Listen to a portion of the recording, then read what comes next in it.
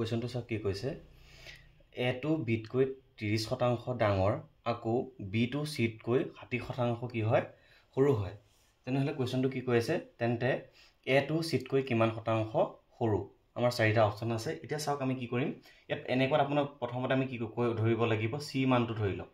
ধৰি লৈছো সি কিমান 100 তাৰ পিছত উলটাকে আহক বিটো পাবলৈ হলে কি হ'ব লাগিব বিটো সিতকৈ 60% সৰু তেনেহলে বিৰ মানটো কিমান হ'ব 60% সৰু হলে কিমান আহিব 40 হ'ব কাৰণ 100 কিমান কমি যায় 60 কমি যাব যেহেতু সিটো 100 বুলি ধৰিছো গতিকে বিৰ মানটো হ'ব 40 তাৰ পিছত আমি এৰ মানটো উলিয়াই লওঁ কিমান হ'ব চাই লওক কি কৈছে এটো বিতকৈ 30% ডাঙৰ বি যদি 40 হয় তেনেহলে এৰ মান কিমান হ'ব বিৰ লগত আৰু কিমান পাৰ্সেন্ট দিব লাগিব 30% দিব লাগিব গতিকে বি 40 হৈ আছে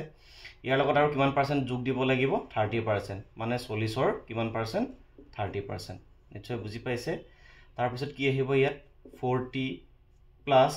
40 ৰ মানে কি লিখিব লাগে পূৰণ আৰু পাৰ্সেন্ট উঠাবলৈ হলে সংখ্যাটোৰ তলত 100 কি এনেকে দি দিব লাগে তাৰ পিছত চাওক এটা শূন্য তলত এটা ওপৰত এটা শূন্য তলত এটা ওপৰত আহি গৈছে কিমান 40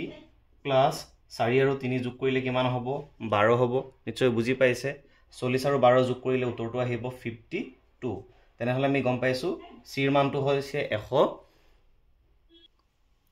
সিৰ মানটো কিমান আছে 100 তেনেহলে বিৰ মানটো গম পাইছো 40 আৰু এৰ মানটো কিমান বুলি গম পাই গৈছো 52 বুলি গম পাই গৈছো এতিয়া আমাক সুধি আছে কোৱেশ্যনটোত কি যে এটো সিতকৈ কিমান শতাংশ সৰু তেনেহলে আমি গম পাইছো 100 পা ডাইৰেক্ট 52 টো যেটা মাইনাস কৰি দিম 48 পাম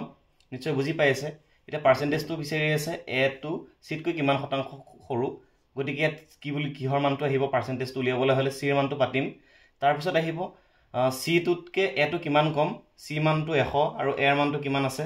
গম পাই গৈছো 52 তেনেহলে 100 ৰ পৰা যেটা 52 মাইনাস কৰি দিম তেনেহলে ৰিজাল্টটো আহিব কিমান 48 আহিব